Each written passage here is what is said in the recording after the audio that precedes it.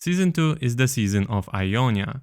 Summoner's Rift will transform into the world of Spirit Blossom, we'll get a completely new game mode called Brawl, Voracious and Ruinous Attacan are both getting removed, Void objectives are getting adjusted, and there are plenty of other jungle and gameplay changes, improvements to bounty system and griefing detection systems, and we are even getting a new UI for the dev screen that will allow spectating your teammates. In Season 2, we'll also get a new champion, and her name will be Yunara. She will be released in Act 2, so either late June or July, but for now Riot hasn't revealed more information about her. Now let's look at the Summoner's Rift, as this season we are entering Spirit Blossom Beyond. Just like in Season 1, the actual terrain isn't changed. The change is purely cosmetic. There will be plenty of Spirit Blossom skins coming this season, and of course we'll get a new Exalted skin, this time for Morgana. And thankfully, after a very long await, Lux is finally getting a new skin. Now let's talk about gameplay changes. First one is already in Champ Select. Only junglers will be able to take Smite, and it will be assigned to them automatically. No more chance to forget your Smite. Riot is also adding the ability to swap roles in Champ Select. Furthermore, when the game starts, supports will be automatically given the World Atlas item. All of these changes should hopefully reduce the amount of griefed games. What about Attacan?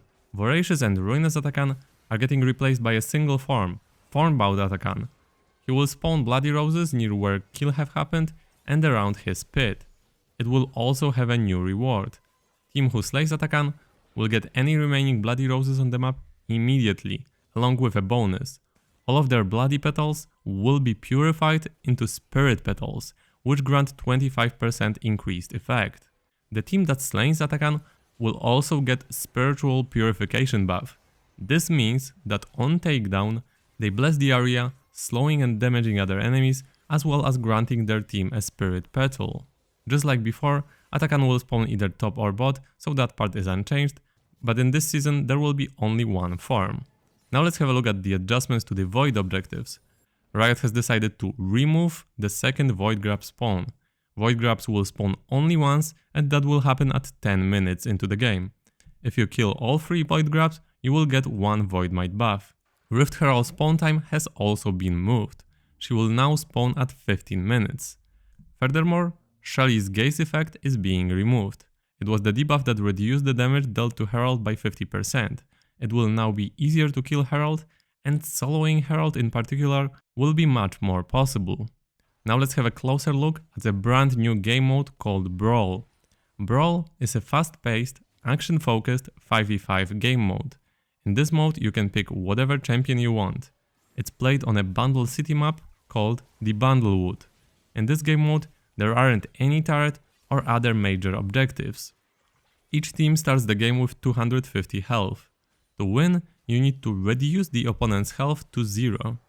Killing enemy champions does 5 damage to the enemy team. If the enemy team is not at low health, killing enemy minions also does 1 damage. And then finally, pushing your minion into your opponent's bundle portal does 1 damage each.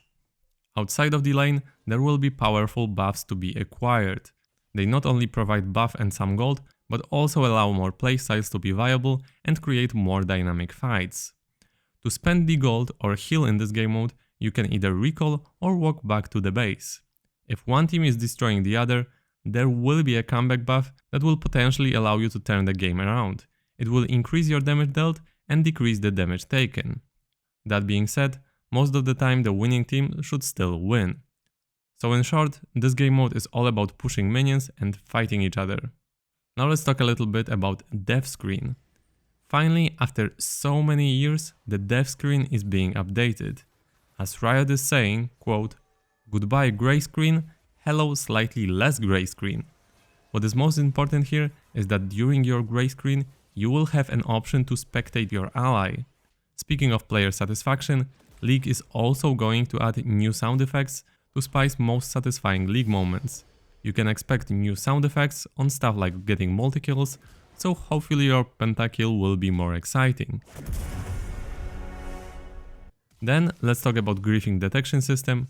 Riot is expanding their automatic detection systems around things like trolling or griefing.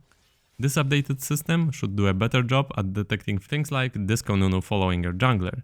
Riot is estimating that the amount of players who will get banned for game-ruining behavior will increase by about 10 times. Additionally, when you receive report feedback for this type of behavior, it will include the name of the offender.